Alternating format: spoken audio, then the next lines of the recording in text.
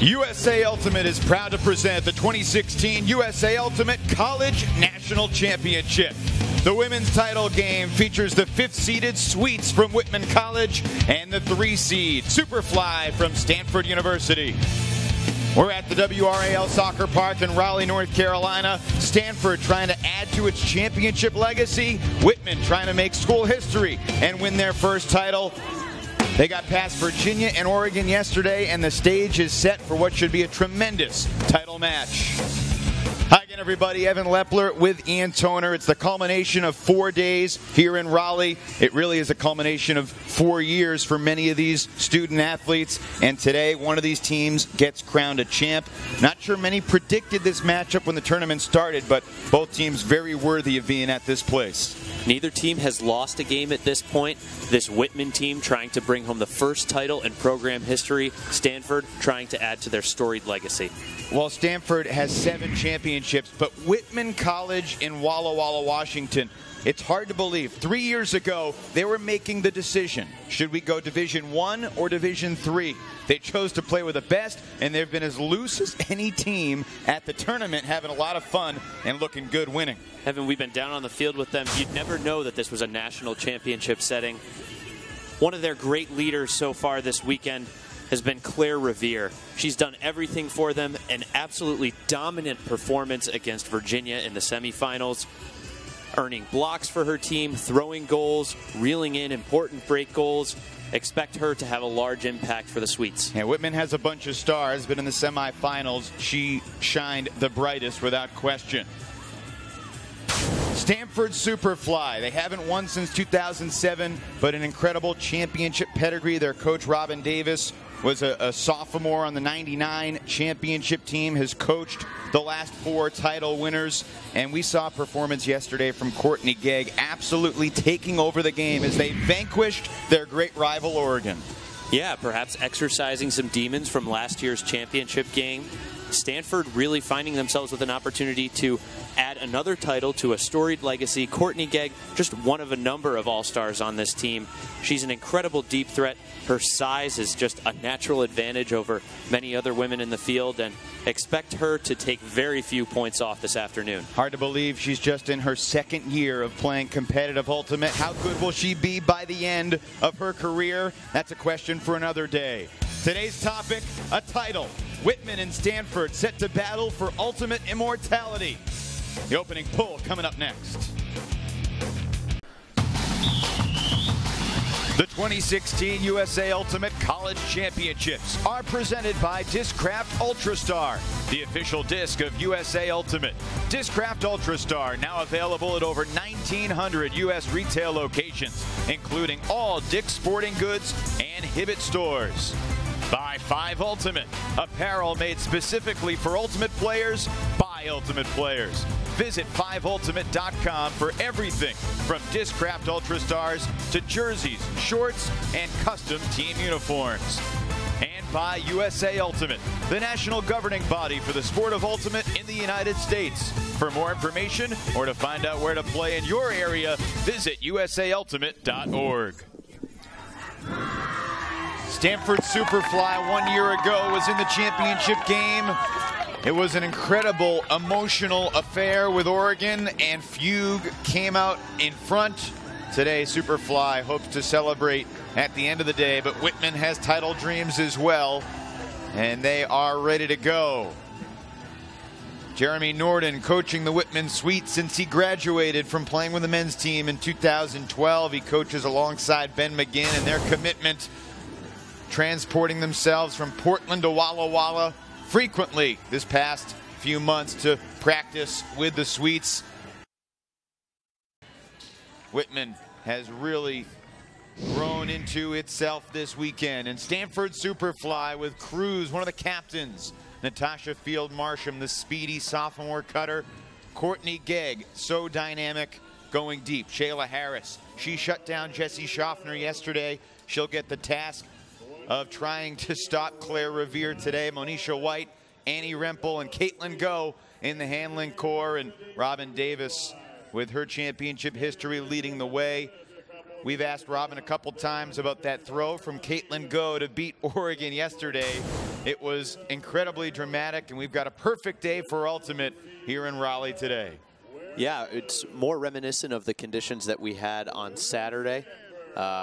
Things are relatively warm, relatively humid. The breeze is light. We don't have the adverse wind or rain that we had earlier on Sunday.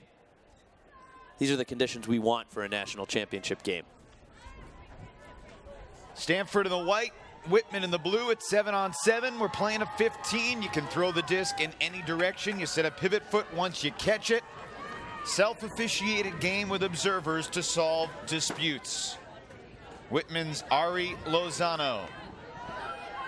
And Nina Finley looking long. And it's caught. Took less than 20 seconds. And it's Linnea Sue in the end zone for Whitman.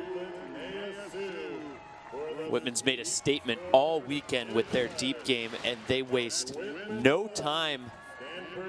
Right off the centering pass, they eventually get some quick handler movement and someone in an upline, powerful position. Finley, perhaps the team's best thrower, not hesitating as soon as she grabs that upline cut. And Linnea Sue, who uses her speed to test defenders around the division, reels that in for the game's first hold. And no one on Whitman has been here before except for Nina Finley, who was with Ohio State a couple years ago on this stage in Mason, Ohio. Ohio State winning it all over Oregon a couple years ago. Nina Finley began her college career at Ohio State and then spent a year abroad in Ecuador and then came back to the Northwest. She's in Walla Walla, Washington, leading Whitman now. First O point for Superfly.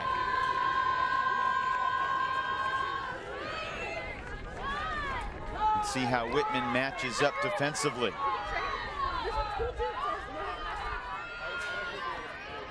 Here's Monisha White, lets it rip.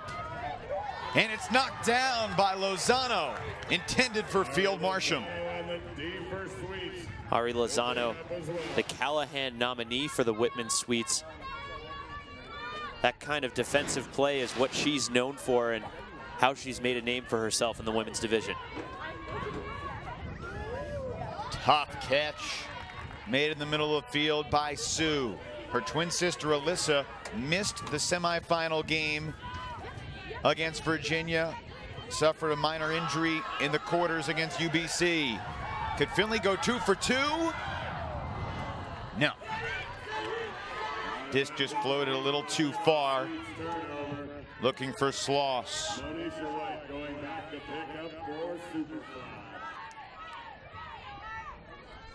In the semifinals yesterday, we saw Whitman connect on almost all of these in their first half against Virginia. Nearly a perfect throw from Finley, perhaps just a slight bit more outside in edge. And that might have come down inbounds or given Sloss a chance to toe the line. Courtney Gegg with her first touch. And back to Annie Rempel. Robin Davis, the head coach of Stanford, said a year ago we really counted on Steph Lim and Michaela Meister to do not quite everything, but it felt like it sometimes. This year, much more interchangeable handling core. And Courtney Gegg still doing her thing deep, but an uncharacteristic mistake on the goal line gives it back to Whitman. Lozano there to make sure. Sue ahead for Sloss. And was that a clean hand block? I think Monisha White got it. Monisha White with a hand block.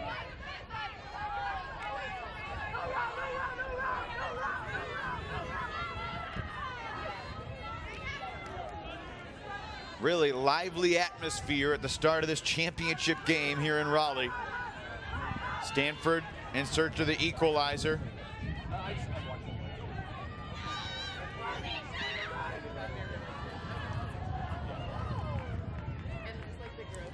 Well done by Cruz coming back to the dish. She had the great layout grab yesterday. on the ambitious shot from Go. And this time it's Go on the receiving end from White to tie it up. Perhaps not the start the Stanford offense was looking for. A few more turns than they would have liked in their first possession. So we take another look here. Brenna Bailey close to making the play, but takes a few seconds to recover, and that gives Cruz an uncontested swing around to Monisha White, and she's thrown a dump swing for a score a million times in practice. That's an easy find for Caitlin Go in the front of the end zone. So many of these competitors have been here on the East Coast for close to a week now. They came to nationals early to, in part, to get acclimated with the time change, because this is a little bit like breakfast at Wimbledon for the folks out west. An early wake-up call on Memorial Day Monday morning. Yeah, Monisha White, her 11th assist on the weekend. And I know some other teams took some more drastic steps to prepare. For instance, the Colorado men's team, Mama Bird, they were holding 7 a.m. practices in the 2 weeks leading up to the national championships to simulate getting your body ready and responsive at that hour. Incredible commitment from any team in this tournament that wants to go the distance.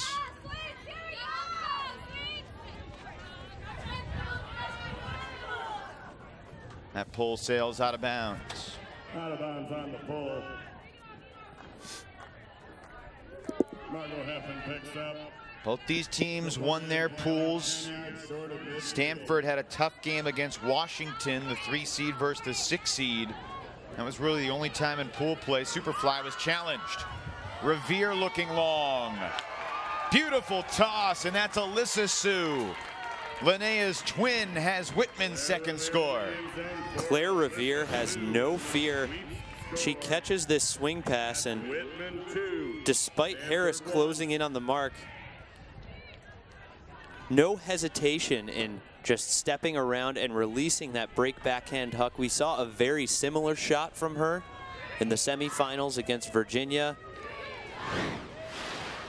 These marks need to do a better job of reeling on her, because we know she's got an arsenal of throws to choose from. Good to see Alyssa Sue back on the field. She went up for a sky in the UBC game and landed hard on her head.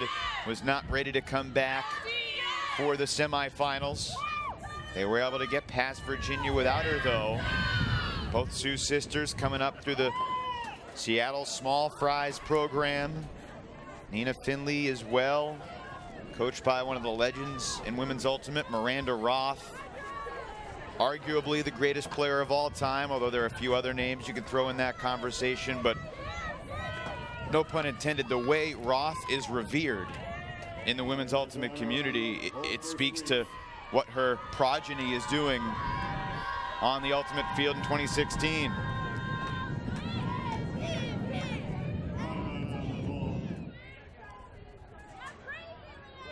Monisha White picks up for Superfly. She'll put it in play. There hasn't been a whole lot of wind this weekend here in Raleigh, but a little breezy today. Nothing that should impact the game too much, but we'll see. You know, thinking more about these conditions, I think the humidity is going to influence fatigue and challenge the teams that run tighter rotations or rely more heavily on a few top players. And I think that favors a team like Whitman, who has more depth and is able to get a lot out of their role players. Great effort there from Anne-Marie Gordon, but she could not stay in bounds. Let's take another look. Hard to tell. And back to live action. Whitman looking for the end zone, but just overshooting Marlena Sloss, and that's hard to do with her speed. She's had a nose for the end zone all weekend, that's for sure. Marlena Sloss grew up in Juneau, Alaska. Each of these teams have an impact player from Alaska. Freya Che from Stanford is from Kenai. Beautiful destination.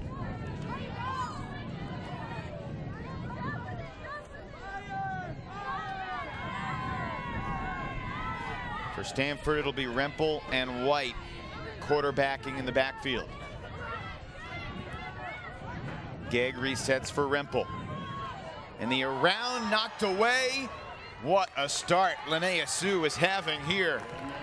That's another way her speed can impact the game. Aside from getting separation downfield for her throwers to lead her out to space, she can also close a gap and get in front of a pass and make up ground more quickly than people expect.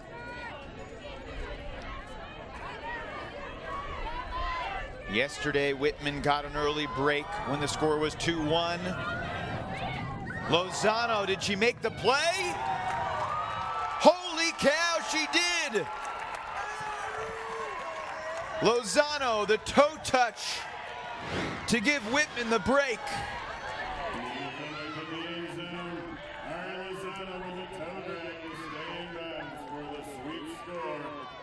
And it looks like the observer got that call exactly right. The second throw from Nina Finley that I'm sure she wishes she had a bit more outside in edge on, but Lozano here. Watch the left foot. That left foot at the very last minute, if there was any doubt she had possession of the disc, you saw the rubber pellets of the artificial turf field bounce up. That's one of the great catches we've seen this weekend. Ariane Lozano. Incredible awareness to be able to drag your feet while you're also needing to snag possession of the disc and maintain body control and survive contact with the ground as Stanford calls their first time out of the game, trailing 3-1. Let's just work the disc in when we get it. Here we go. Another game to three. Another game to three right now. SWWE! Deeps and Cruz, we have Hardy and Claire. The game to three mentality, Ian, is something that so many teams employ. Trying to break each game into little mini games. Whitman's won the first. They're thinking 0-0 right now. And as you can see, they haven't had too many close games with the exception of that Central Florida game. And in that one, Whitman was down by 5 in the second half before storming back against UCF. With the exception of that Central Florida game, Whitman has gotten out to extremely hot starts, multiple break leads early in games, and I think that narrow focus on the next 3 points, the next single point, has definitely made the game and made those accomplishments more achievable. It helps keep the team's focus perhaps on a shorter timeline, something that's more achievable rather than the scope of an entire game.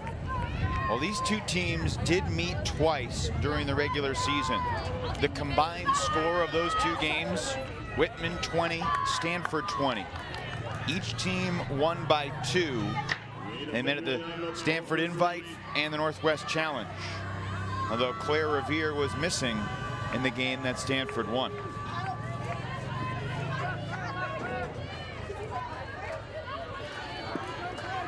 Regular season, though, can become harder and harder to decipher. Some teams are treating every tournament like nationals. Others are using it for developmental opportunities to try to give reps to their younger players to try to peak at a weekend like this. So for some teams, you know, they want to play well, they want to qualify for nationals, but they don't really want to play their best, obviously, until they get here.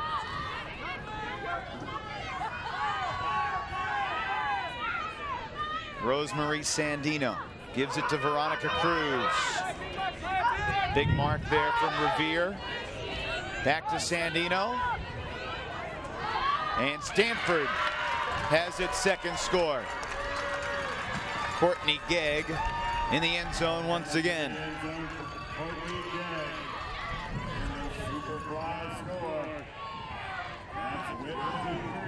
Nice patience from the Stanford offense here.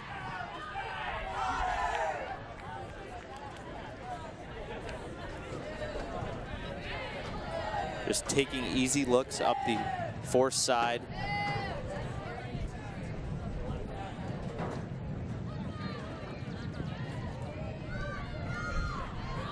Cruz to Sandino. Sandino up to Dunham, and then she'll finish to Courtney Gegg. And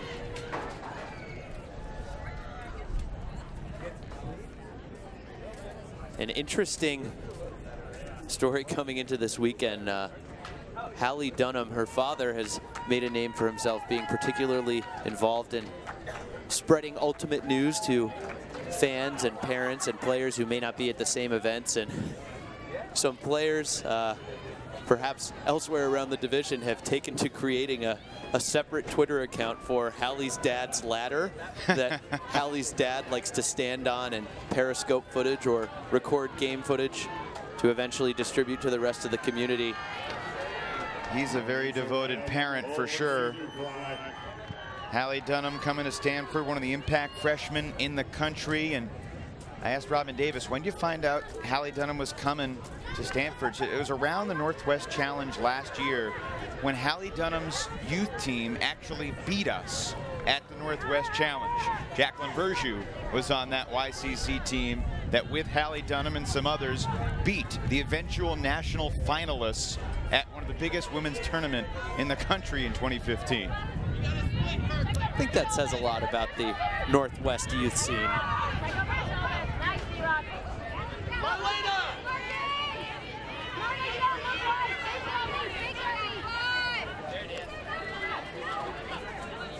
Finley, Hardesty, and Heffron in the handler corps gradually gaining yards.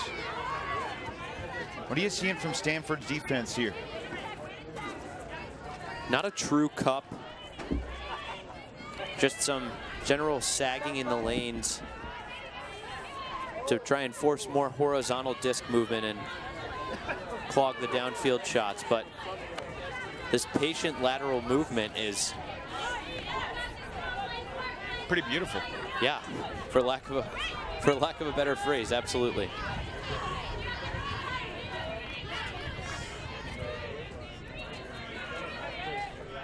So they've worked it, you know, basically to midfield. Does someone get trigger happy and take a shot, or do they continue to just methodically progress their way to the end zone? Well, that's the gamble that these defenses are predicated on, just trying to test the patience of these throwers and the endurance of. Well, they find Revere. Monisha White, the deep couldn't get there. And over the outstretched arms of White, Marlana Sloss handles the pass from Revere. 4-2 Whitman. That was a clinic.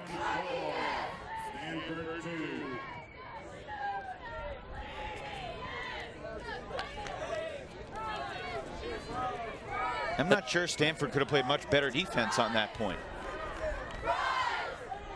You know, I guess if Monisha White is going to pull herself all the way in, she's got to sell out and perhaps pull the trigger in some form or fashion on that throw up to Revere. As we see, as you were saying, Evan, before they gained any serious yardage, plenty of lateral swinging, not gaining yardage. And there, as White pinches up but isn't able to make the play, that kind of opens the throwing lane for Revere to find Sloss in the end zone.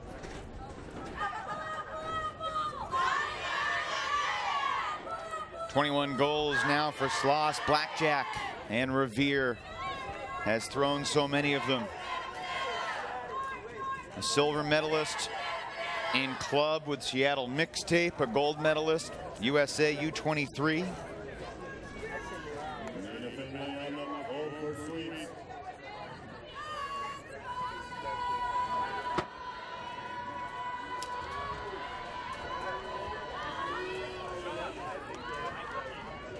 Hallie Dunham, the center handler at this point.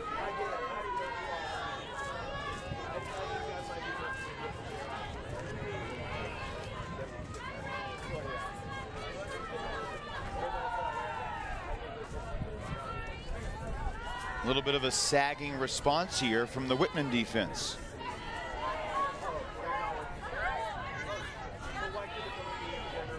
And I think this does a good job. You know, Stanford likes to isolate their big and quick cutters in space. Looking long, Sandino is there.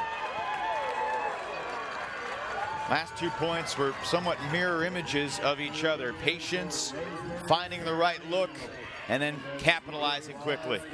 Yeah, and I think these junk looks are intended to stop both teams from running their pull plays or getting into a comfortable string that they may have called off the line. And they've been effective in doing that, but both teams proving patient enough to find that perfect opportunity at the end of the point, as Sandino was all alone. Spiking the disc with fury. Courtney Gegg the assist. Sandino with her first score. Rosemary Sandino, one of the juniors on Stanford. Courtney Gegg, a grad student who is a triathlete. She's in a 5-year graduate program. And Robin Davis just had this gigantic grin on her face, thinking about 3 more years with her. Superfly was down 8-7 at the half against Washington, but obviously took care of business against Element. And then the game against Ohio State was reasonably close, but Stanford comfortably won it to beat Oregon, a team that has been their nemesis for the last few years. I mean, could be a turning point for this era of the program. You think about the comparison between the talent that a Fugue program is losing versus the talent that a Superfly program is going to continue to develop and bring back. Dunham's a freshman. Gegg's got 3 more years of eligibility. Harris is just a sophomore. It's scary. The future is extremely bright for Superfly. And they're gonna be in more semifinals and finals. That throw will not come back for Revere, but there was a foul called on the throw. Or a stall called back on the throw. Stall on the throw. Hold on.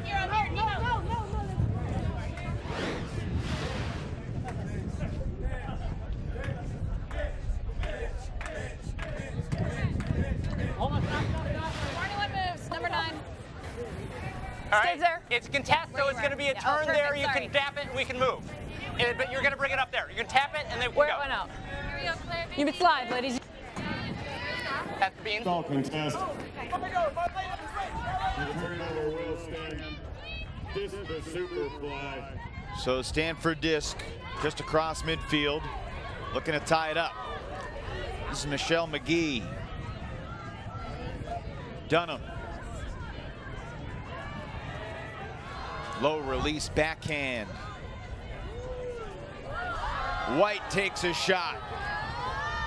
Got it! Freya Che in the end zone for Stanford. Those are the types of throws that Monisha White can break out. Incredibly risky, going across the field over the stack.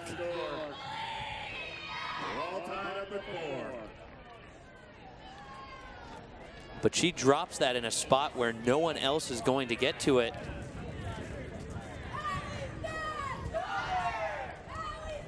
And Hallie Dunham doing a great job getting that point started for Stanford with the nice inside break, getting the disc off the line. That kind of throwing prowess from a freshman is especially impressive. And then she breaks the mark with the around that eventually gets the disc to White. Several pretty throws on that point. And you know as well as anyone that for years in college ultimate, freshmen didn't handle. Right. It's a fairly modern thing to have a freshman to come into college with that caliber of throws. And we saw it from Haley Walrus with Oregon a couple years ago. And someone like Jacqueline Verjou, who is capable of everything. And Hallie Dunham, that type of player in the handling court, despite the lack of experience at the college level. And as youth ultimate scenes continue to develop, whether we're talking about Seattle, where Hallie hails from, or the great youth scene we have here in the Triangle, I think that's going to be more and more common, where younger players are going to be trusted with those quarterbacking responsibilities. A nice luxury for those teams to have if they can get those recruits. A year ago, North Carolina won the men's championship with a freshman handler, Matt Guccio-Hannes. Of course, he had the player of the year to lean on in the backfield, Jonathan Nethercutt. Revere kept it alive.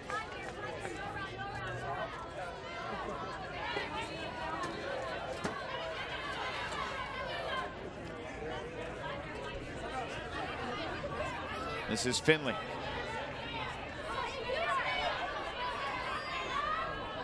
Found a little alley to sneak that pass through in between 4 Stanford defenders.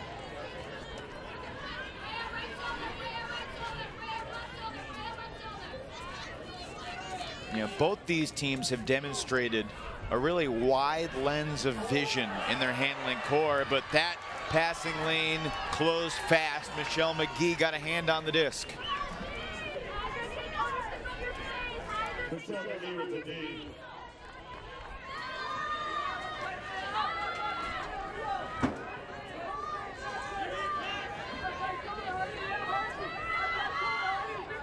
High release from Dunham. McGee. And she did not see Finley, and she threw it too far. Finley's certainly eager to take some deep looks early on in this game.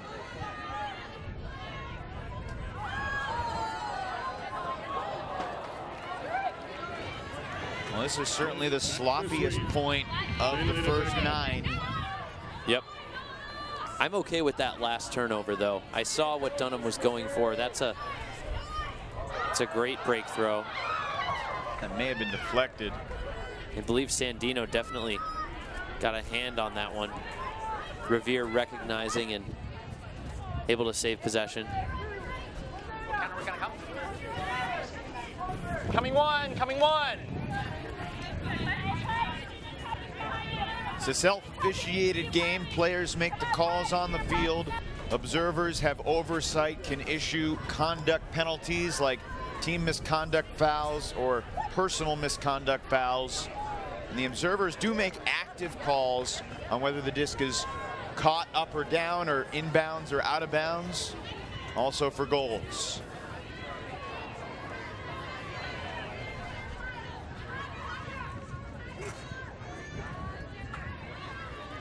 Finley without a mark.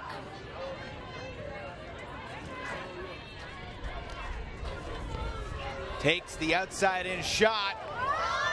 Did not have enough tilt on the disc.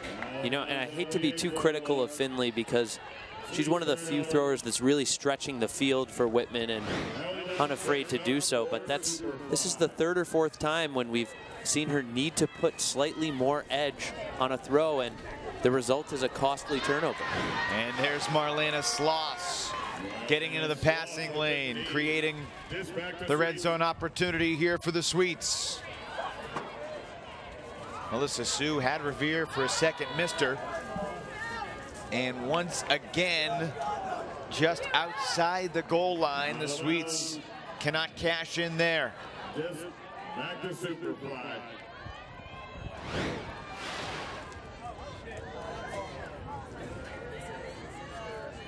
Wouldn't be a bad time for either team to perhaps use a timeout, refocus, resettle, seize the opportunity to take control of this point.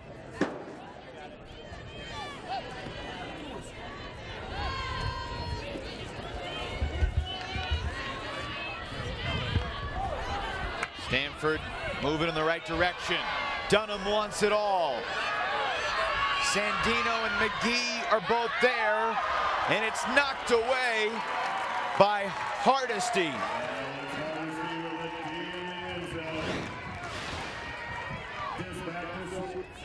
That deep shot definitely hung a lot more than Hallie Dunham wanted it to. And Hardesty, the most aggressive player in that bunch. Yeah, it looked like McGee had the position, didn't it? Definitely. That would have been a break for Stanford. The other way, Linnea Sue couldn't get there. This goes back to Superfly.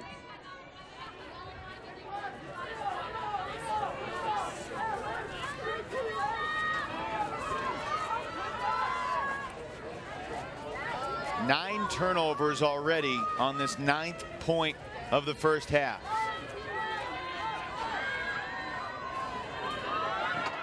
There's number 10. That disc eaten up by Finley in the end zone.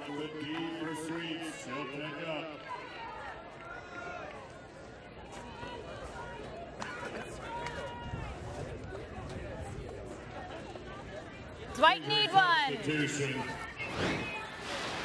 Hardesty stepping off the field for Sweets. And Finley doing a nice job reading that floating, angling disc. Bodying out 2 Stanford receivers to make sure that they couldn't convert that break. Fit and win ready. Wait.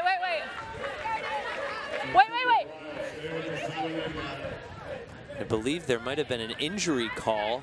Now Hardesty left the field for Whitman. So both teams getting a chance to make a substitution. Caitlin Go gonna come in for Michelle McGee. Everyone set. Caitlin Go, a junior from Lexington, Massachusetts. Ultimate runs in her family. She has a cousin, Breton Tan, who's on the junior Canadian national team. 18 years old, and they'll be playing in Poland, the junior championships later this summer. And Breton Tan is a special young player in Canada. Lots of great international competition coming up this summer. It's going to be fantastic to watch the World Ultimate and Guts Championships as Whitman suffers the drop. Alyssa Sue couldn't hang on. That's just a few weeks away. Begins June 18th in London. More than 30 countries from around the world sending teams to compete for a world championship. The quadrennial event once every 4 years. It was in Sakai, Japan back in 2012, and there's the break that Stanford has sought for, it seems like forever now. 5-4 Superfly. And Revere making the right choice, trying to find Sue. Not sure if she was starting to look upfield before she saw that one all the way into her hands. And then Caitlin Go,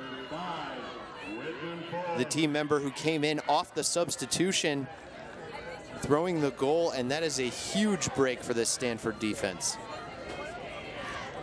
Rachel Thompson, her first goal. She was a Frisbee player when she was very young in middle school. Quit Ultimate to play tennis, focused on that in high school, but back on the Ultimate field as a freshman at Stanford.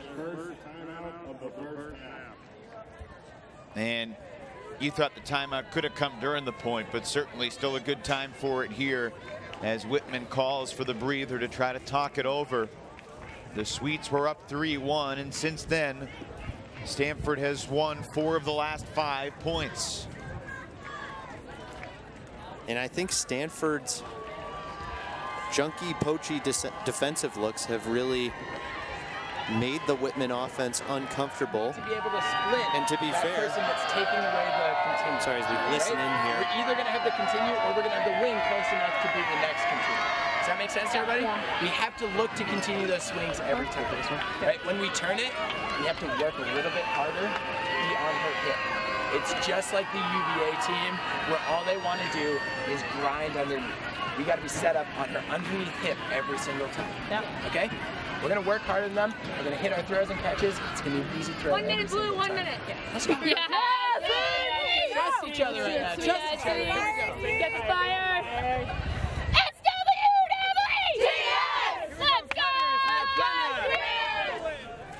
Ben McGinn, 2012 graduate of Whitman. You know, a bunch of good players have come through this program on the men's side. Jacob Janin, really good player. originally from Portland, Oregon. The women's side, Ellie Burstein, who plays with Seattle Riot, Margaret Wilson-Moses, Julia Bladen, who both played for Schwa. This might be the most talented Whitman team of all time, though, and when I say it might be, that's probably not giving them enough credit. Yeah, and they're on the cusp of building a new tradition, building a new program. It's becoming a destination and a top choice for some of these top talent recruits from the great Northwest hotbeds. Well, for years and years and years, Seattleites have gone to Minnesota, to Carleton. Right. And there's been the pipeline from Seattle to Northfield. Right. And Whitman, probably the closest school in terms of its character to Carleton in the ultimate community. And there are some other small liberal arts institutions for sure, but none that have developed the ultimate tradition like Carleton Cut and Carleton Syzygy. An uncharacteristic mistake from Revere there. Linnea Sue may have deflected the disc. If not, her presence perhaps disrupted Field Martian making the catch. Up the line, right on target. That was Alyssa Sue. Or beg your pardon, Margot Heffron to Linnea Sue. And looking for Hardesty. Needed a little more upward tilt to keep that disc alive. Yeah, with Shayla Harris closing down the angle, that definitely impacted the thrower's decision and execution, but I don't think she needed to pull the trigger there. It's a relatively low stall count, no mark. Yeah. Plenty of time to take a deep breath and find your next option. An example, Harris didn't touch the disc, but you can give her credit for that D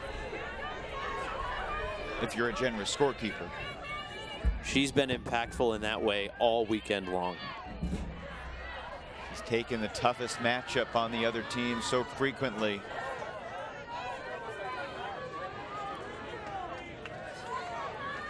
Speaking of scorekeepers, we've had some tremendous volunteers here from the entire Triangle area. The Triangle Flying Disc Association, led by Tristan Green, doing a wonderful job running this event.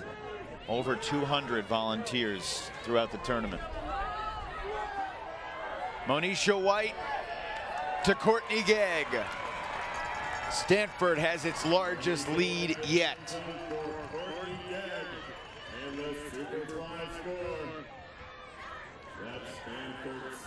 So Whitman's really, I feel like Whitman right now is giving the disc up more so than Stanford's taking it away. Stanford's defense is putting itself in a position to make plays, but Whitman's really making some poor choices, and Stanford is making them pay. Then when you've got a thrower like Monisha White after a turn and a receiver like Courtney Gegg, you're going to have a relatively respectable conversion rate with those break opportunities. How many times over the past few months and years do you think Stanford has run a drill like that? Courtney Gegg beginning that initiation and then just taking off and running all the way to the end zone. A few throws later, she's there, you know, for the score. We saw it when Stanford was warming up on the field an hour ago. Olivia Bartriff from Oregon, the most goals in the women's division. She had another great nationals. Marlena Sloss and Courtney Gegg gaining on her.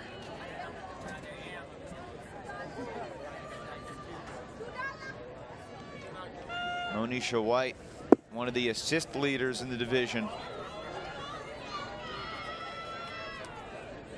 Haven't seen her take a point off this half.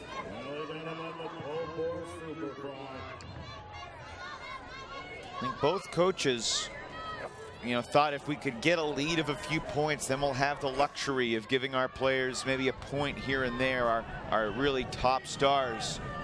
We asked Robin Davis about, you know, a gal like Courtney Gegg, will you take her off the field? I'd love to give her a rest on a deep point, but out on this one, she's got on the mark, racing around in the handler set, which in this heat and humidity can be exhausting on day 2 of a tournament, let alone day 4. National is a different kind of physical grind.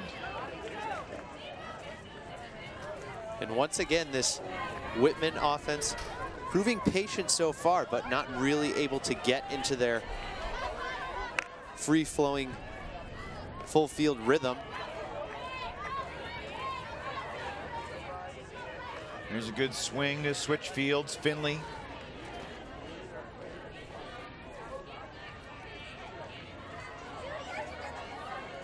A nice find to Bailey there. Laterally back to Finley. That's the type of movement that tires out a zone, as you see the Stanford wall defenders struggling to essentially run suicides, 40-yard widths back and forth across the field.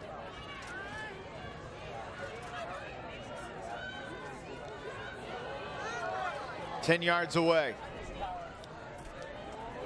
Finley puts it in the end zone. A handling clinic there from the Sweets, punishing that Stanford junk defense. And Whitman back within one. Yeah, after some poor choices on their last few offensive possessions, Margot Heffron, Brenna Bailey, really leading by example, maintaining patience, using their fakes to move the defense and waiting until the holes opened up to strike downfield.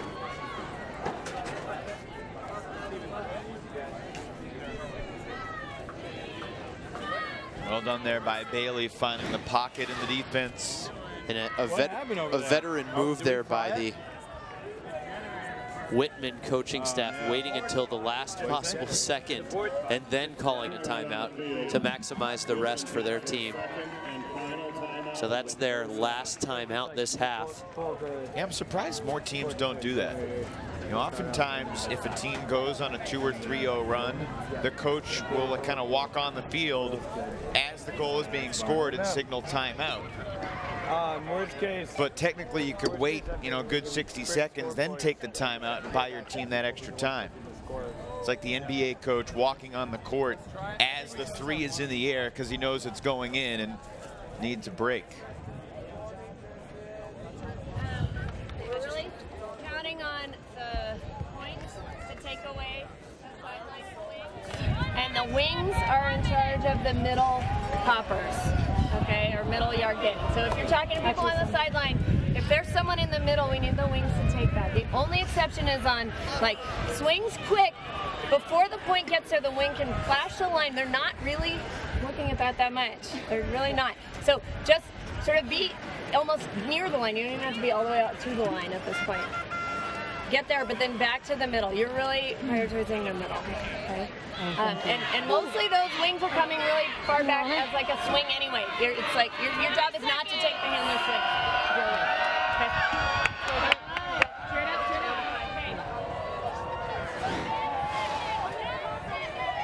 So Robin Davis giving some instruction to her team about downfield responsibilities as that disc moves laterally.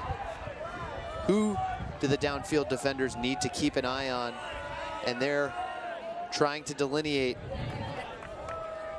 which downfield defenders need to follow players all the way out to the line and which need to stay more focused on those cutters popping in the middle of the field. Brenna Bailey with the goal. Robin Davis been coaching Stanford since 2002, so this is 15 years now, and Jennifer Donnelly coached the program for 8 years before Davis took over. Davis, a lengthy playing career for San Francisco Fury, won a lot of championships, now a mom with a 18-month-old and an almost 4-year-old back home. I'm sure they're up watching. Great tee there from Whitman's Elisa Picozzi. Elisa Picozzi on the D for Sweets. Earnesty to pick up. And it looked like Gegg definitely started to slow up. Perhaps she thought she had more separation than she actually did. Wonderful closing speed and presence of mind by Picozzi to seize that opportunity. Oh, laser beam flick. Ahead to Picozzi. And a big bluff from Sue, but she didn't have anyone beyond her on the field when she faked that throw. And that one from Hardesty knocked down. And Stanford, did they keep it alive? Veronica Cruz with the D for Superfly. We need to check, White. We need to check. It's going to be Whitman's disc. 5, 10.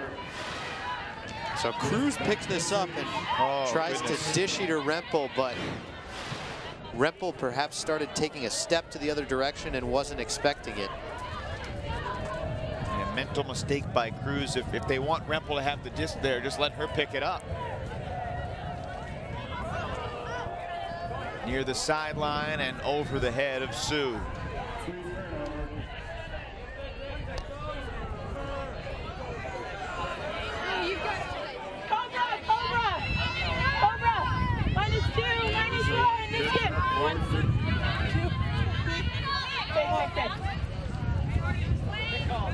Pick call down the field. I just said. Okay. Coming 5. Coming on up 5. Tweety. Okay, they're set. Tweety Hoover, Halsey. Weish lets it rip. Great defense from Whitman's Livia Amorosi. Another freshman for the Sweets. Seattle product, just 19 years old. Oh, and almost a D there for Thompson. Oh, but she got a finger on that as she was starting to recover back upfield. Lucky grab for Whitman there. You know, at this stage of the half, both teams are stretching their lines a little bit. Gegg got a piece of the disc. Did she get armed too? Hardesty thinks so. Based on the way that disc came out, I wouldn't be surprised to see contact. Let's get another look at it here. Ooh, I think that disc was completely out.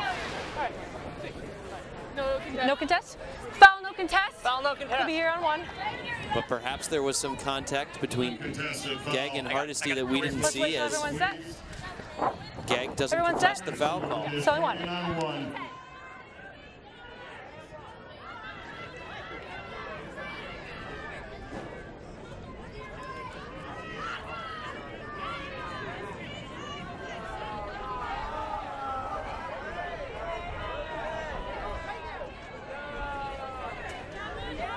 Stanford's defense forcing Whitman to take a bunch of short throws. A little bit windier than the past few days this weekend, but still not a vicious breeze here in Raleigh.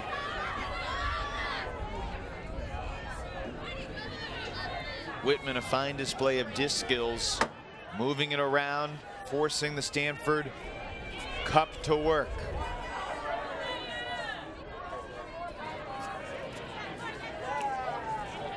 They're really playing from sideline to sideline, using all 40 yards of the width of the field.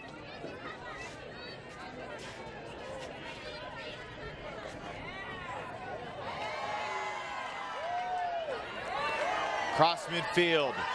Hardesty looking long. Incomplete. That's just another unforced, also perhaps execution error from the Whitman offense. The type of mistake that Whitman rarely made in the semifinals against Virginia. Stanford can't connect on the swing. Finley picks up.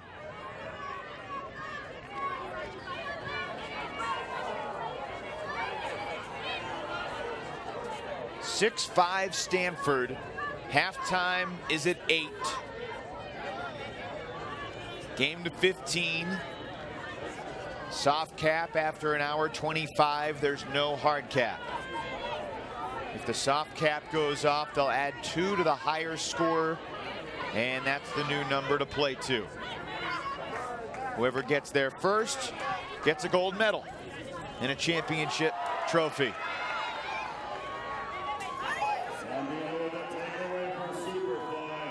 Looking for Gegg, not coming back.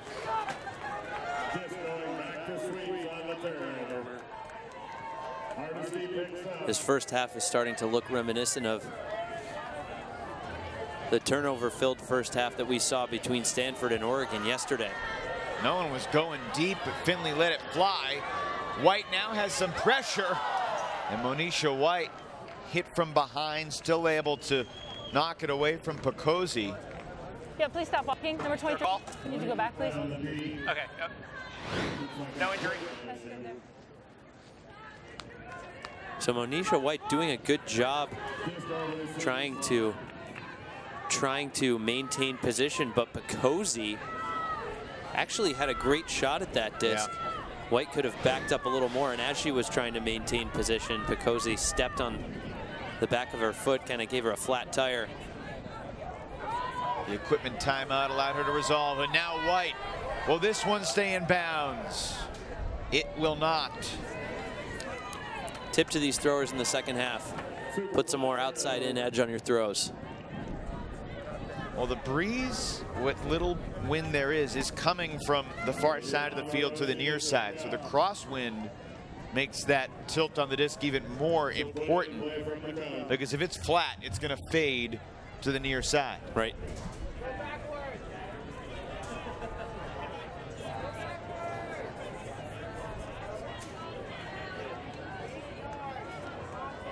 Oh, Amorosi just barely kept that alive.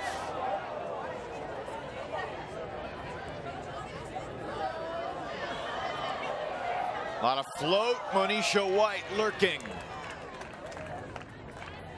Good no call there from Picozzi. She'll take a timeout. That's Stanford's second and final timeout of the half. Final timeout of the half for Stanford after the 11th turnover of the point. It's been over 10 minutes since the last goal was scored when Finley hit Bailey to make it a 1-goal game. And this is just a wishful shot from Hardesty. That's the kind of shot the defense wants, right? Right. If she really wants to make that work, it needs to not hang as much. And I understand there was a lot of traffic between the release point and the receiver. So perhaps an overhead throw is something that might work there. A hammer would have gotten there more quickly on a more direct line. Who goes? The Fancy and the Stack are going to go up line. Like Pop-Tart and Veronica are going to go up line. 20 seconds, okay? 20 seconds. Jay, bottle, Timbits. Wait, you be last. Okay?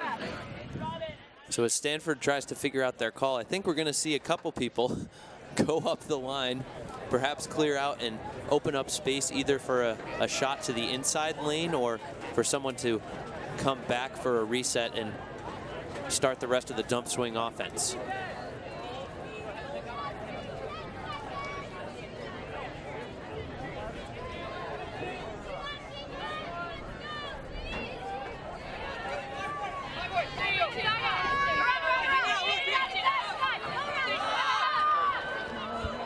Around backhand, kept alive by Gegg.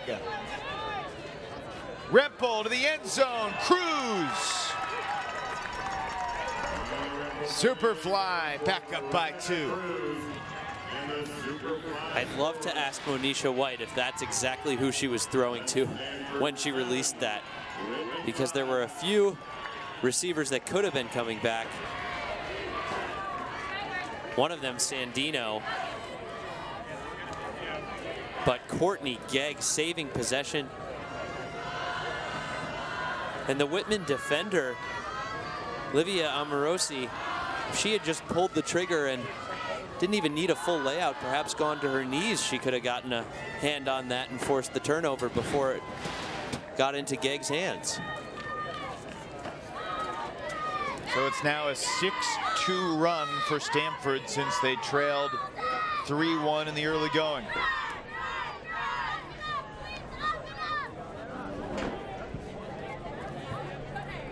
Annie Rempel, so solid moving the disc. He's the team's Callahan nominee. Going to play for San Francisco Nightlock in the club season this summer and fall. Some exciting additions to that roster this year. Bethany Kaler from Oregon. She's not bad. Fugue.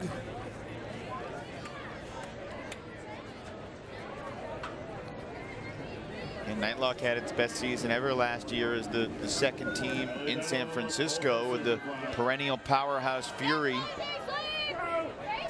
Certainly enough talent in the Bay Area to support two high-level pro flight clubs. Not to mention dominate the mixed scene as well. Year after year, Blackbird, Mischief, Polar Bears, American Barbecue.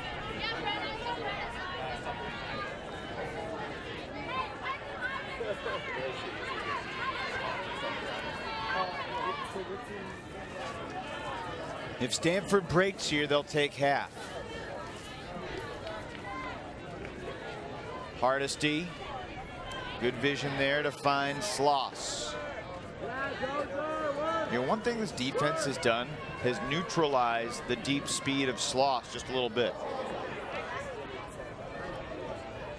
Yeah, it's hard to find that opportunity when your teammates are just swinging the disc back and forth, and if the defense is doing its job right, the deep defenders are always trying to keep Sloss in front of her. I said before, up, down, an active call from the observers. That's not the case, but this is certainly contested. Let's see if the observers have to make a ruling. Can we make a ruling? Ooh. I think it was up. To an observer. It's up. This stays here. Tap it in when ready. Now, I might be wrong, so maybe she's wrong too, but perhaps we're both right. Monisha White bidding on the goal line there, but doing a good job to recover and get back in position.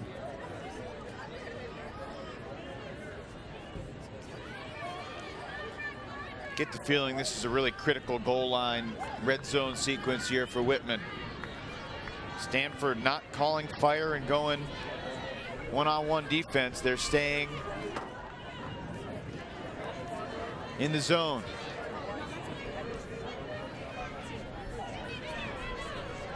So I'm worried about this one and this one, so if you want to just stand the other way. I think Whitman needs to prove to themselves that they have the patience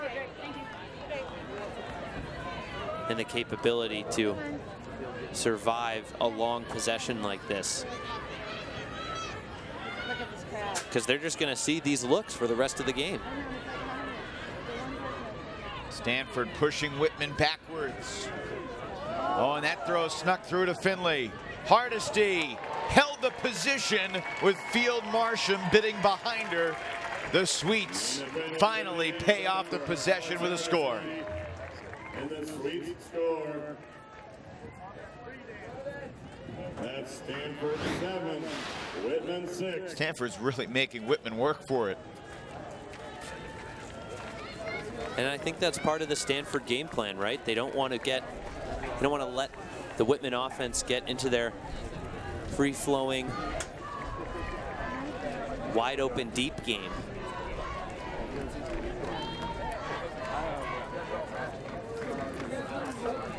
Nice grab there by Hardesty.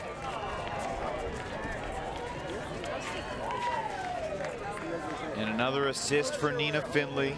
Hardesty, her first goal of the game. Alex Hardesty from Boise, Idaho, where she played high school ultimate with Alex Odie, who we saw with Oregon. Really developed into a confident thrower and defender. And Finley went to Ohio State in part to study biology there, spent a year in Ecuador, and then transferred to Whitman, where she's an environmental studies and biology major. Just a junior.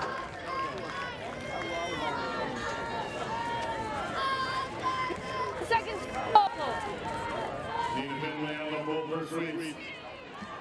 Either way, it's going to be close heading into the half.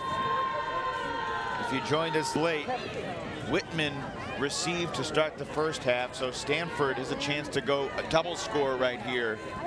If they can put this one in, they'll also receive the first pull of the second half.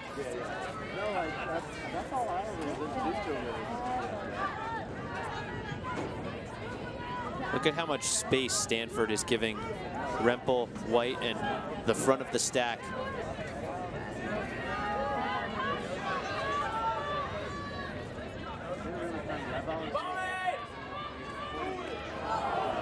A lot of room for Rempel to work. Here's Gegg. Right back to Rempel. Rempel taking advantage while her defender had bid on that previous swing, but Brenna Bailey may have hurt herself as she impacted the ground. It was when she made that bid. So it's going to come back. Got the sideline. So actually she didn't bid. Wonder if she pulled something that as she was sprinting over there.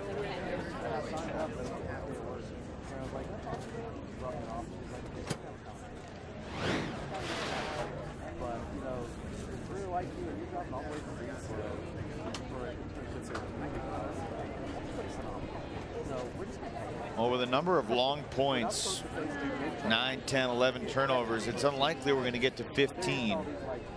We've already played about an hour, which puts us about 25 minutes away from the soft cap, and the clock does not stop running at halftime.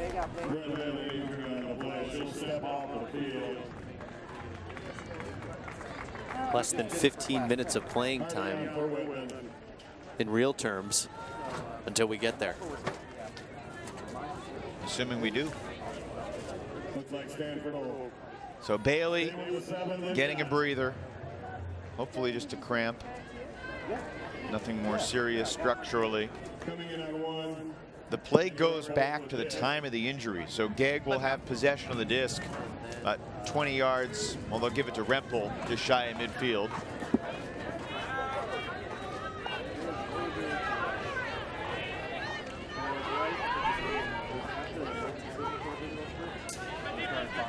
Rempel doesn't really have a dump. Gets the reset from Go in the small space. Back to Rempel. Cruz streaking long. Sue defending, and it's Cruz who rises up to take half for Superfly.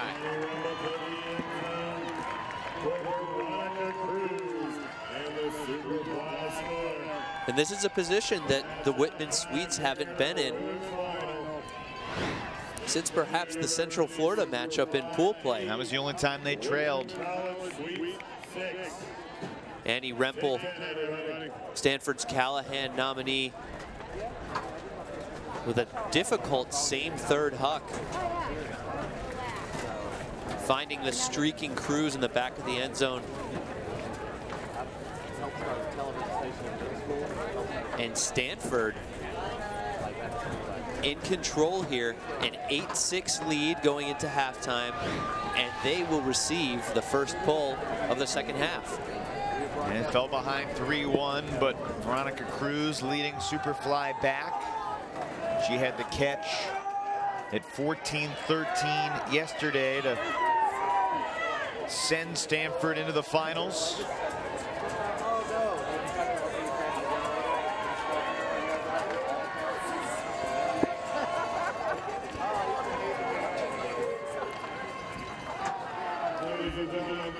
Ever since Stanford started to create more pressure with their junkie defense, the game has changed. Absolutely. The Whitman offense hasn't been able to get into a rhythm.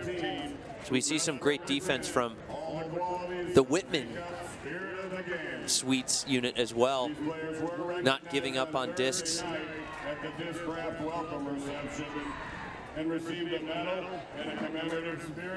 That's just a great example of one of those throws that the Stanford junkie look will force, tempting you to take that easy shot that is not as easy as it might appear to be at the moment of release. So Stanford leads 8-6 at the half. Whitman has never won a national title. Stanford looking for its 8th championship in program history and first since 2007. We're now joined by Whitman coach Jeremy Norden, and you guys got off to a 3-1 start. Then Stanford seemed to flummox you a little bit with that defense. What was the conversation like in the huddle to try to combat their changes? You know, we did what we wanted to do. We came out really hard in the first game to 3. We took the game to 3, and their zone is good. We're going to make some adjustments at halftime, but really, we want to keep the focus on our team. This is a small hole. We came back from a much, much bigger hole against Central Florida when it was 8-4. So this is only 2 points. There's a lot of game left. It should be fun in the second half. Haven't seen as big an offensive impact from some of your bigger throwers. Any message, any difference in what they need to do in the second half? I think the biggest thing is just obviously against a zone, our big star players aren't going to shine as much on the big hucks because they have a deep just sitting way behind us. So it's really a team offensive plan here to come back in the second half. We're going to score, and we really are going to look to our D-line to get breaks just like we've gotten all season. Jeremy, what were the last 20 hours like after the win against Virginia yesterday, getting the amounts of rest and preparing for this game while keeping the nerves at a reasonable level? It was a really great 20 hours. Our team was so excited to have another day this season. And we earned that with both the win in the quarters and the win in the semis. And we were at a nice dinner. We were just together for the 20 hours. And that's when we play the best, when we're having fun. So it really wasn't that different than the 20 hours before that 20 hours. You've got 1/2 of Ultimate left this year. Hope you can enjoy it, Jeremy. Appreciate your time. Thanks, guys. Jeremy Norden, the head coach of the Whitman Sweets. They've got to change things up a little bit as they trail Stanford by 2 at the half here in Raleigh.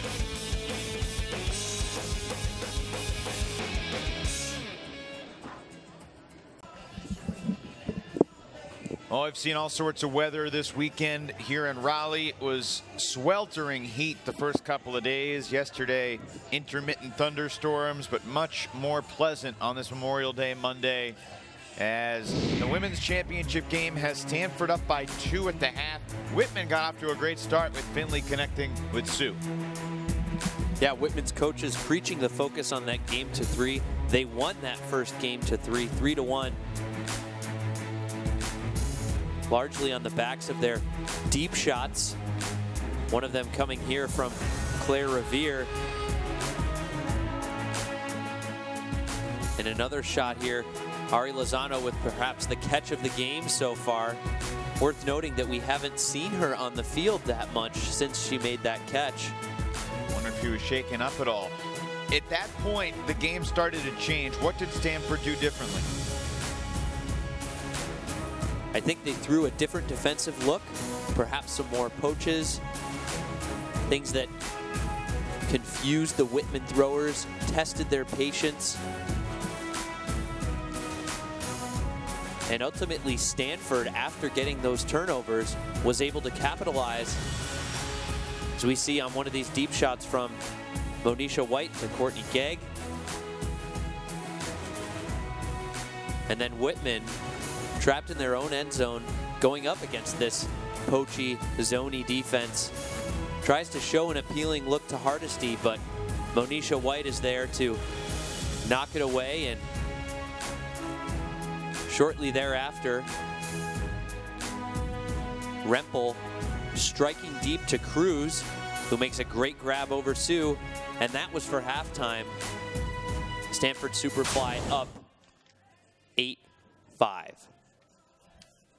Excuse me, 8-6. Yeah, 8-6 the score. Whitman led by Nina Finley, who's got 4 assists, but she's had an opportunity for a few more and hasn't had always the right tilt on the disc on her angled throws. Monisha White has been an excellent deep defender, and she's dished 3 dimes as well. Stanford leading Whitman by a deuce at the break.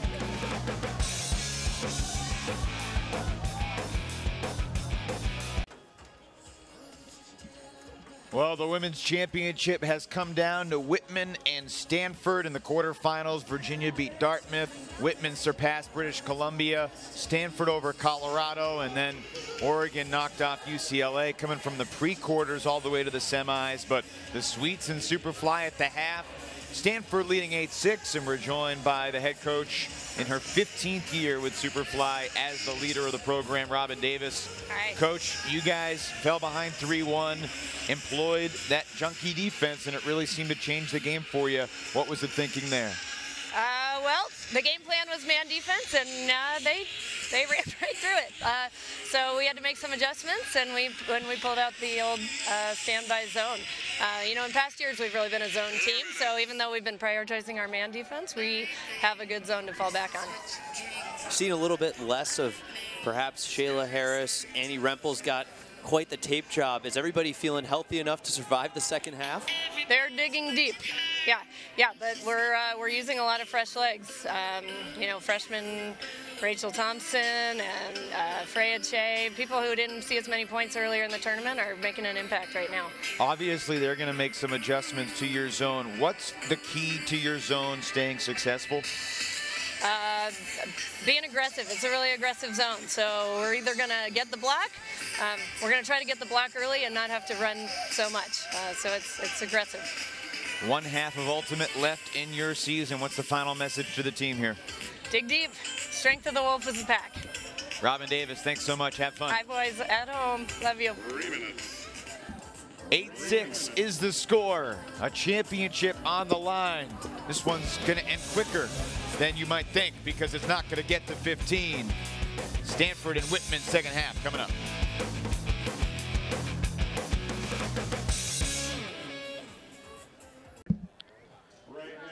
When this pull goes off, we'll have 13 minutes until the soft cap. Stanford leading by 2. When the soft cap goes off, you'll add 2 to the highest score, and that will be the new number to play to.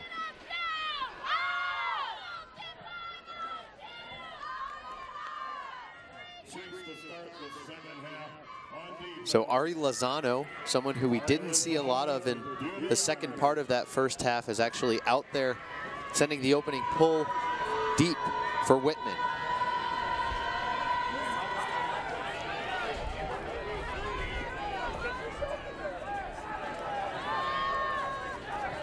Stanford scored to take half. Courtney Gegg looking for Harris. Superfly turn.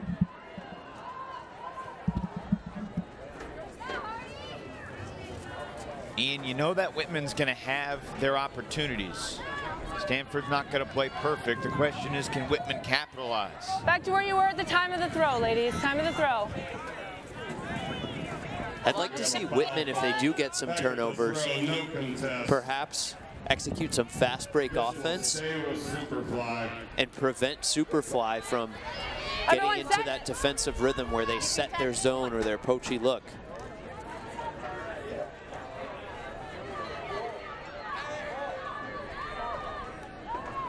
Stanford with the disc back after the call. Gorgeous throw. Will it stay in bounds? Yes! Monisha White hauls it in.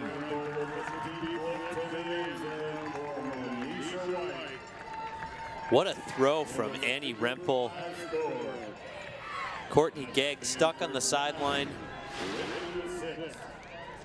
Catches the swing and shoots deep. Again, another throw that might have used a bit more outside in edge, but still White able to maintain position against her defender, Nina Finley, and come down with the disc. And that's what some might call a cheater's break coming out of halftime, even though Stanford received with their offensive unit to start. So Stanford with its largest lead of the game, and Annie Rempel continues to astound with her arsenal of throws. Really has taken over this game at times. Showing why she was Superfly's Callahan nominee this year.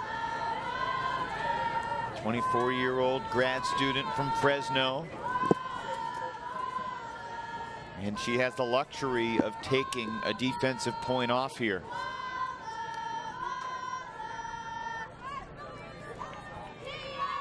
And, you know, this is when one of Stanford's less heralded players getting an opportunity in a deep point can make their mark on the championship game.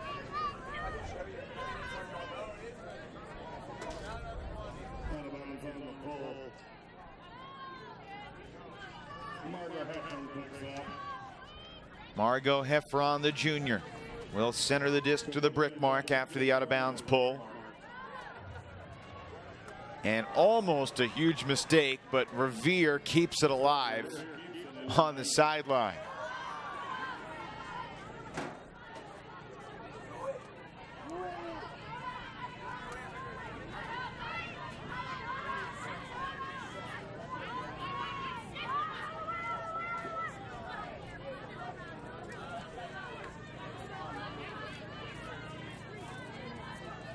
Not the most spectator-friendly form of Ultimate, but for those really into the X's and O's,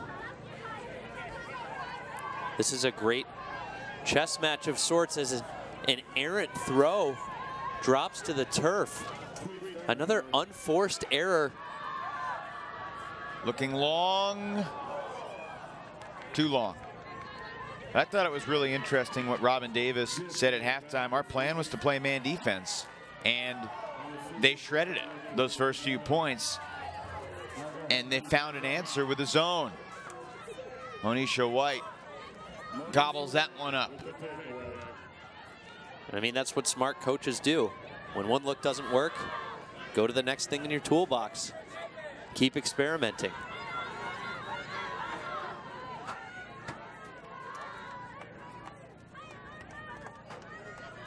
White did not release that the way she wanted to.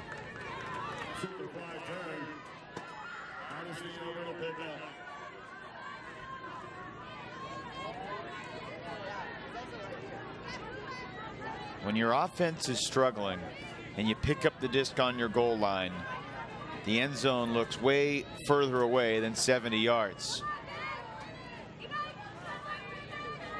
Sounds cliche, but the most important thing you can do is just focus on completing the next pass.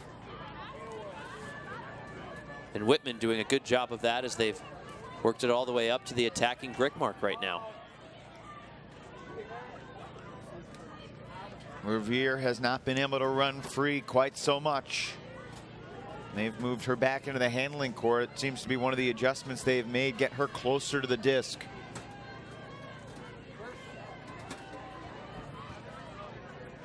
Bailey back in the game. Nice angled throw over the top of the defense. The deep Monisha White had come to the near side, which freed up the back corner, and Lindsay Scott scores. Great spacing there by the Whitman wings and cutters, making Monisha White hedge her bets about which receiver she was going to respect more. This swings over to this near side, and White has to respect the threat at the front cone, and Scott is open in that back corner. Nice shot by Bailey.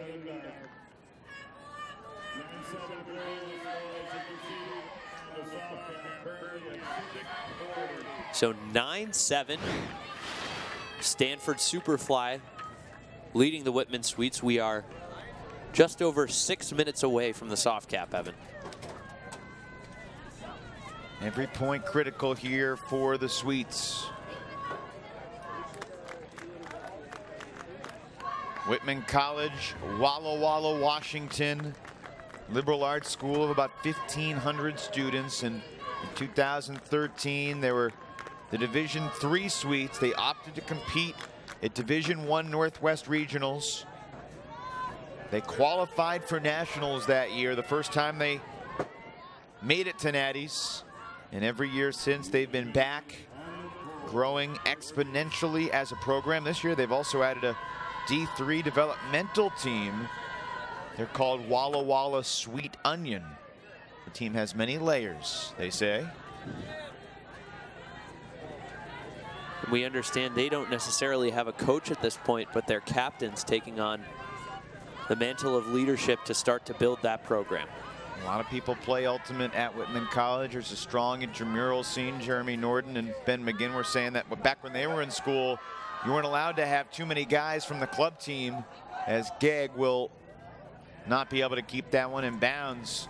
There was a rule that said you can only have 2 club players on the intramural team, so it was a friendly competition among all the guys on the team of who could put together the best team of intramural ringers to win the intramural championship. You did the same thing, didn't you? I can say that my dorm mates and I at UVA, those of us who were involved with the club team there, definitely did everything we could to recruit our most athletic friends to our IM teams. Finley puts it on the money. Alyssa Sue just turned her shoulder, and there was the disc right there to get the Sweets within 1. And see, this is what happens when Whitman is able to work against that person defense. They've got time and space and isolation for their receivers. Finley doing a great job to save possession. Maybe not the throw she wanted, but Sue with the heads-up head turn at the opportune moment. Able to reel in that goal, and that's going to be the key. That's going to be the key for Whitman the rest of this game. If they can get a turnover, start marching down the field quickly. Do not let Stanford relax into that junk zone set. That's the first break for the Sweets since Lozano had that diving catch on the sideline to make it 3-1. 5 dimes for Finley.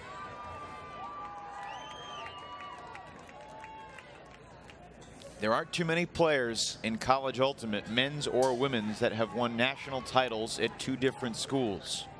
Finley trying to join what is a very small list. Just a few minutes away from the soft cap.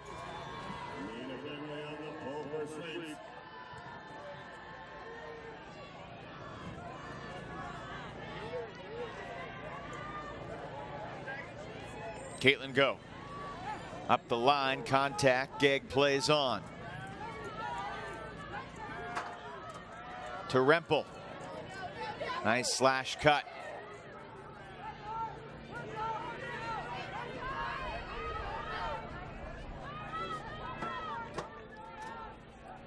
Go marked by Hardesty. Got the around backhand. And then the swing further, Gegg. A big fake. She's got no mark for the moment. Lozano recovers. And the break and the bid. And it's incomplete. Whitman a chance to tie it back up. Injury on the play. Veronica Cruz shaken up. You coming out? So Gegg attempting to break the mark. Cruz really selling out there. Couldn't have asked for a better effort on her part. Tremendous bid.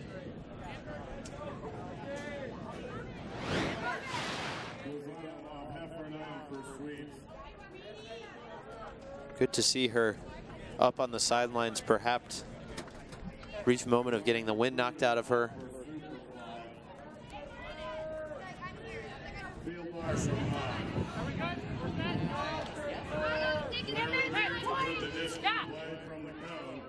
Whitman 70 yards away from tying up the championship game at 9. Finley airs it out. And Linnea Sue almost snuck in there at the last minute.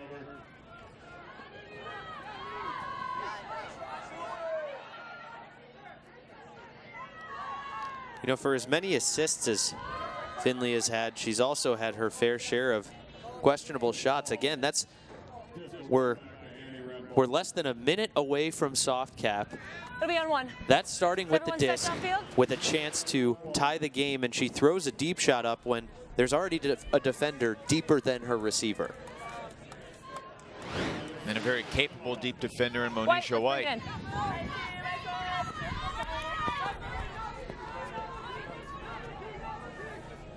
Violation called. So Rempel will keep it marked by Linnea Sue. Let's wait for them to reset here. Everyone downfield set? All right, let's start play right away, please.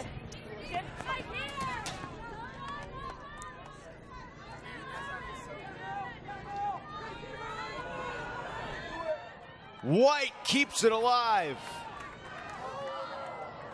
Rempel.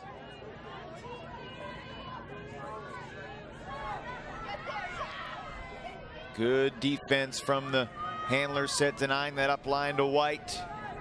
Marlena Sloss trying to stay with her. Soft cap will go on after this point.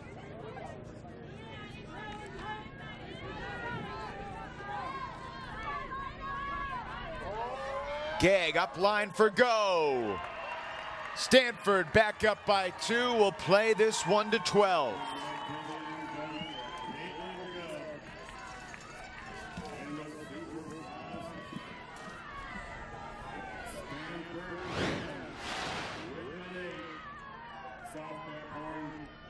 Stanford's handlers really making a difference here after they get this disc back.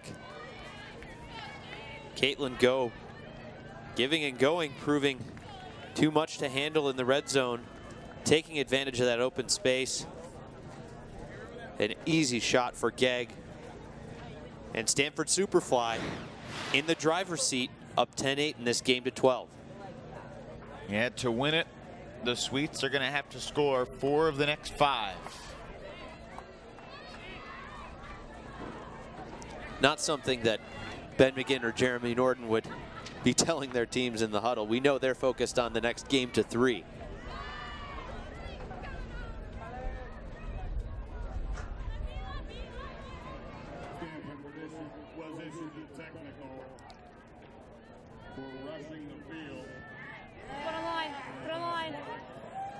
All set? Courtney Gegg lost in the title game last year to Oregon. A game in which Superfly battled all the way to the end.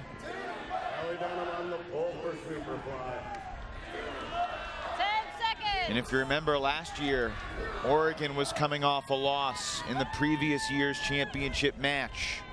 This year it's Stanford looking to take that next step to the glory.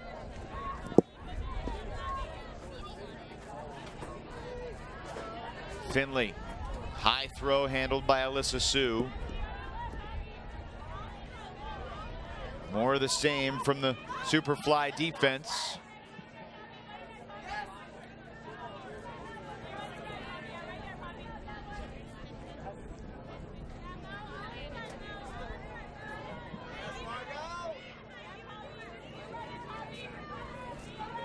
Everything has been on this near third of the field so far this point for Whitman.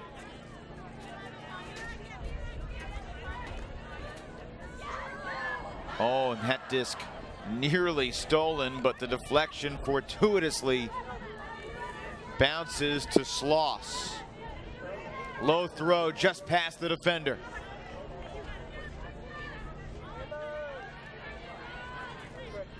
Finally, they get a swing. Hardesty back to Heffron. And Finley. Good job by Brenna Bailey popping into that Stanford wall.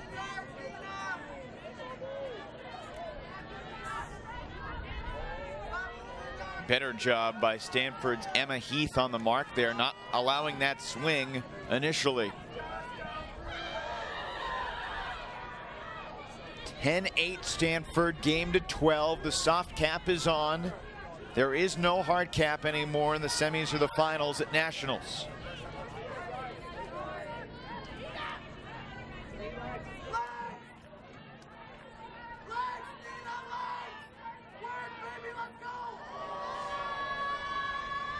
Hung in the air for a while, but it got there. Back the other way, Hardesty near the sideline, and well, Sue was there as well. And that's another unforced error from this Whitman offense against this zone. I get that there was an opportunity for a quick pop over the top, but this is the national final. You're down 2 goals, you got to complete that throw. Finley intercepts the long shot. The other way, Heffron to the end zone. Brenna Bailey makes it 10-9. It's like night and day when this Whitman team gets to go up against Stanford's person defense and their junk look. Really smart of Nina Finley not only to body out and make this huge block, but also get the disc moving right away and prevent that Stanford zone from getting set. Brenna Bailey stretching on the turn, and Whitman pulls within one. They trail Stanford 10-9 in this game to 12. Whitman's taken some ill-advised deep shots in the game, but this one from Heffron was beautiful. Let's go, Whitman! A good time to be finding your stride and getting into a rhythm. I'll say. So timeout called by Whitman. And Norden and McGinn will decide which 7.5 on the line. You think about moments like this all season. What if? They've played as many games as us. They are a shallower team than us. Every time that you think you're going to give up on your play on the transition, know that you are a deeper team. Know that you have more legs than this team. Know that you want it more than this team. Okay? Game to 3, person-to-person defense, winning the transition. Let's go! Let's go!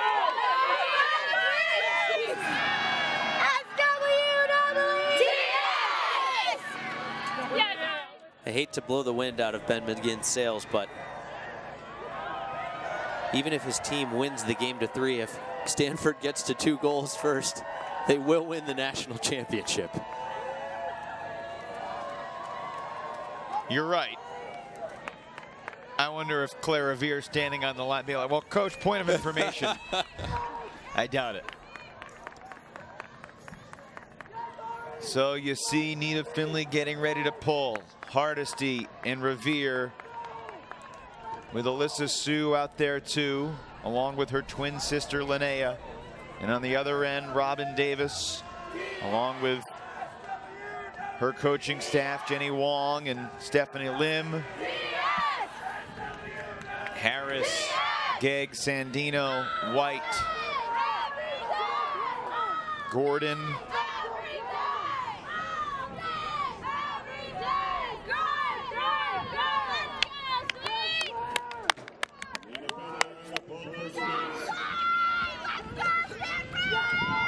The Sweets are going to need to break Stanford twice to win.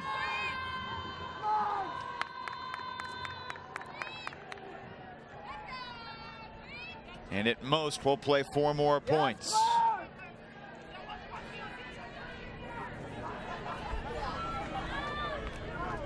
Rempel and White, the anchors of the handler core for Stanford. Caitlin Go doing work downfield. A near D from Linnea Sue, but held onto there. That was Anne-Marie Gordon for Stanford. She was an undergrad not too far from here. Durham, North Carolina. She was a pole vaulter at Duke in her first year in a 2-year master's program at Stanford.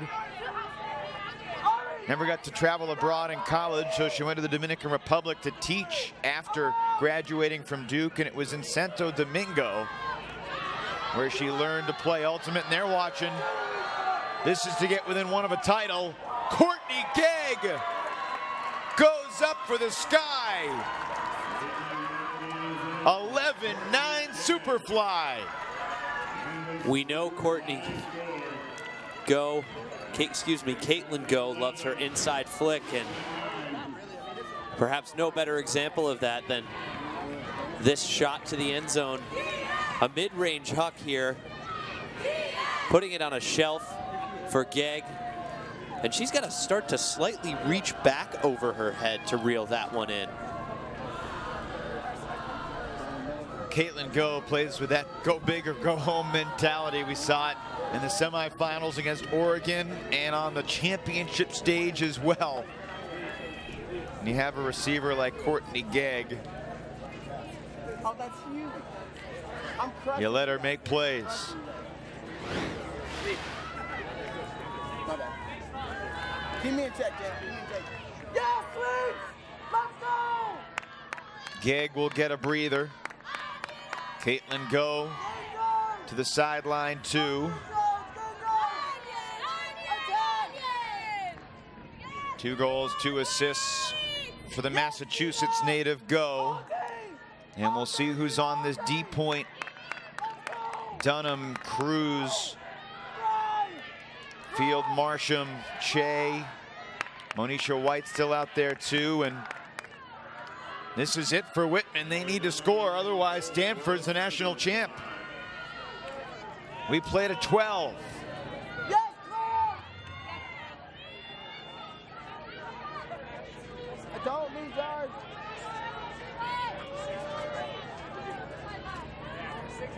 Heffron shoots it to Bailey.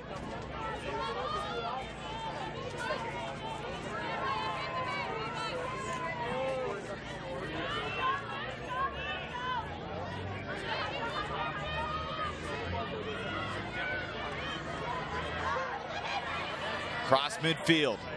Sloss back to Bailey. Ian, I think Stanford's did a fantastic job. Even when Whitman gets through that first wave of their defense, they're resetting it before Whitman can really take the point. We talked to Robin Davis at halftime, and that was a point she made. This zone is very aggressive, and I think a part of being aggressive is being able to recover quickly. Monisha White was lingering defensively, and the throw was not perfect. It needed to be. Superfly, 70 yards from a title. Think about all the great players that have matriculated through the Stanford program. They won their first three-peat from 97 to 99, and then won again in 2003, had another three-peat 2005 and 2007. Could this be it?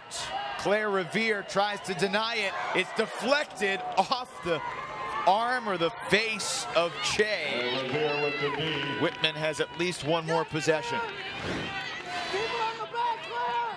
I think Revere had the better read on this from the start. She also had the height advantage against Cruz. Good deep defense there. Revere keeping her team alive.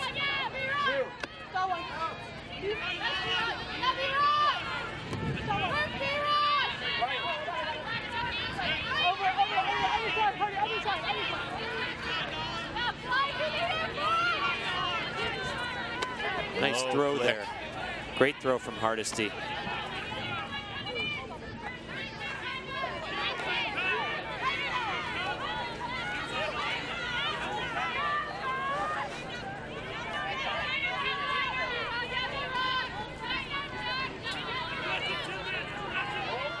Little floater finds the arms of Sloss.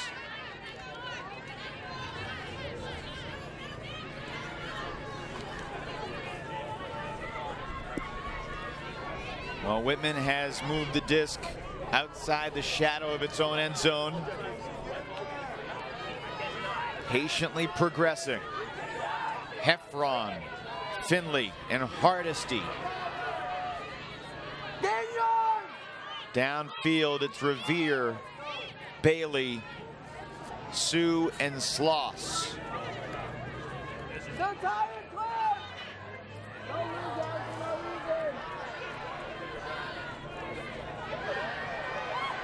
Good look to Bailey. Looking cross field. Revere versus White.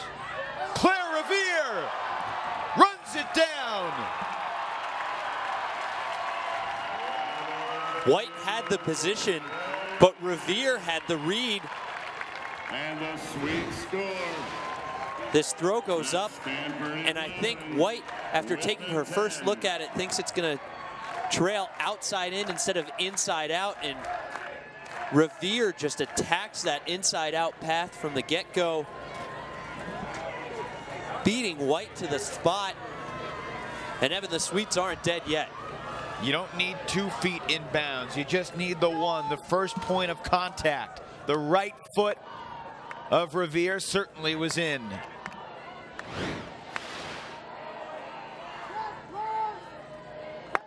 Stanford back on offense.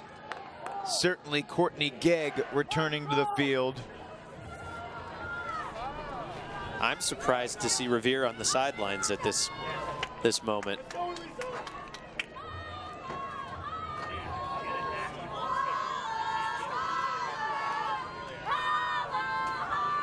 Stanford has Gordon, Go, Gegg, Sandino, Rempel, Harris, and White. On the other side, Hardesty, Finley,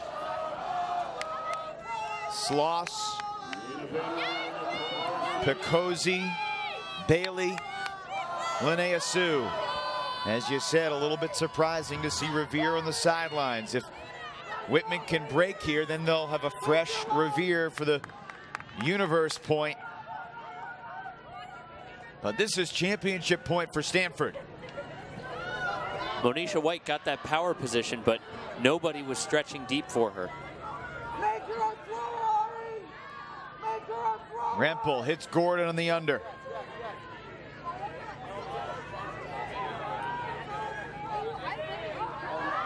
There was contact, the throw one up, it's caught by Gegg. And this is going to be interesting. I'm not sure the throw that was the result of the play was impacted by this pick, but the pick certainly occurred before the throw.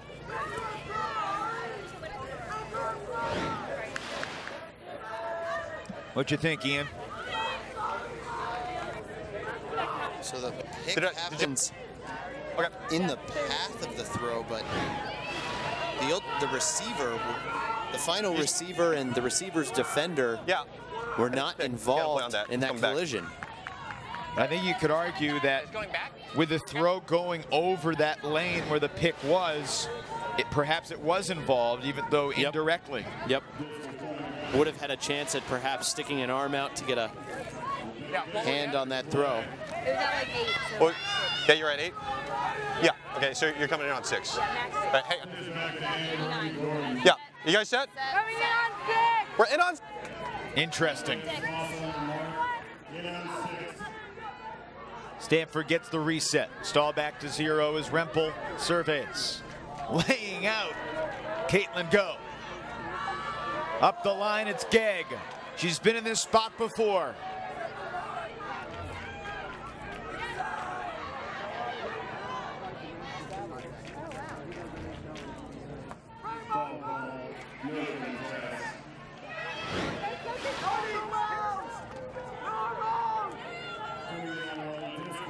Caitlin Go laying out to keep it alive. This is a game to 12. Superfly looking for the clincher.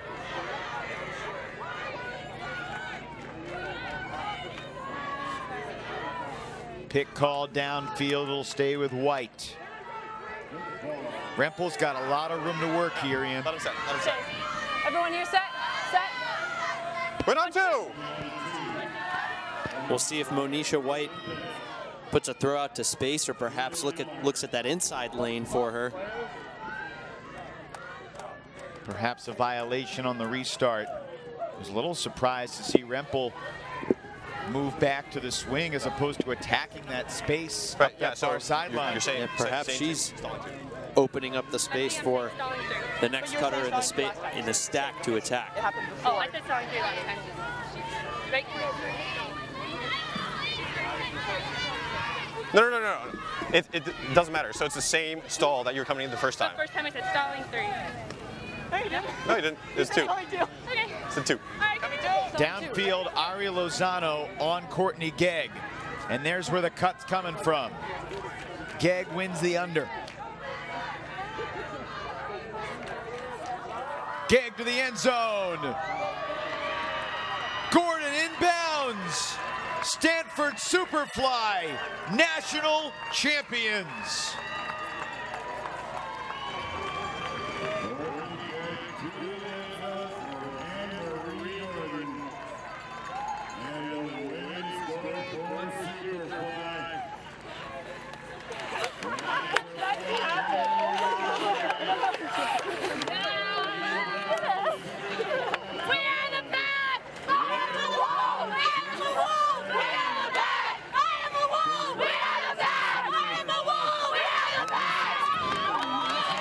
for the 8th time in school history, and for the first time in 9 years, Stanford is at the top of the women's ultimate world. Gegg to Gordon to win it. Monisha White finding Gegg underneath, and then it looks like Gordon just perhaps catches Sloss sleeping, beating her to that four-side cone for the championship winning grab. The grad student connection. Gegg in her 2nd year of the program, Gordon in her 1st. And they team up for the final score for Superfly. Pop the champagne in the Bay Area. Stanford national champs and Whitman in their first final falls just short. We'll be back with post-game coverage here from Raleigh. Stanford Superfly has won the title.